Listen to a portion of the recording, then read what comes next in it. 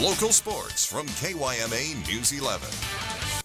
Welcome back, everybody. We're now less than 48 hours away from the second leg of the Triple Crown. Mike Tirico and the NBC Sports crew bring us a preview of Saturday's Preakness Stakes. As per usual, Baltimore, host of the middle jewel of the Triple Crown, the Preakness Stakes. The Kentucky Derby winner is also always big in the news at the Preakness, this year for a different reason. Medina Spirit, who is the morning line favorite for this race coming up on Saturday. As you know, the Derby winner tested positive over the allowable limit of anti-inflammatory drug betamethasone post-Derby.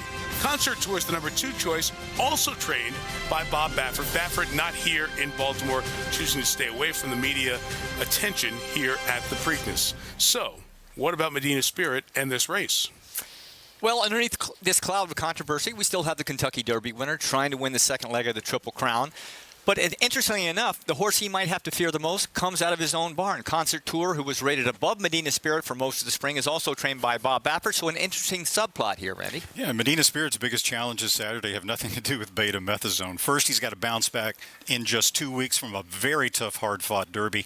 Also in the Derby, due to circumstances, he had the advantage of setting the slowest Derby pace in the past decade. It was a very soft pace, and because in part of Concert Tour, very unlikely to have that happen in the Preakness. Extra testing for the horse Medina Spirit, and if the tests are good, Medina Spirit's in the field on Saturday. A lot to unpack as we join you from beautiful Baltimore for the 146th Preakness, Saturday, 5 Eastern, on your NBC station. All right, turning to the local scene, the AWC Lady Matadors survived in the opening round of the Region 1 playoffs thanks to Lady Mats next take on top-seeded Yavapai tomorrow afternoon in the winner's bracket. In Imperial Valley softball, Brawley shuts out Southwest while the Imperial Tigers put on a clinic at Calapatria's expense.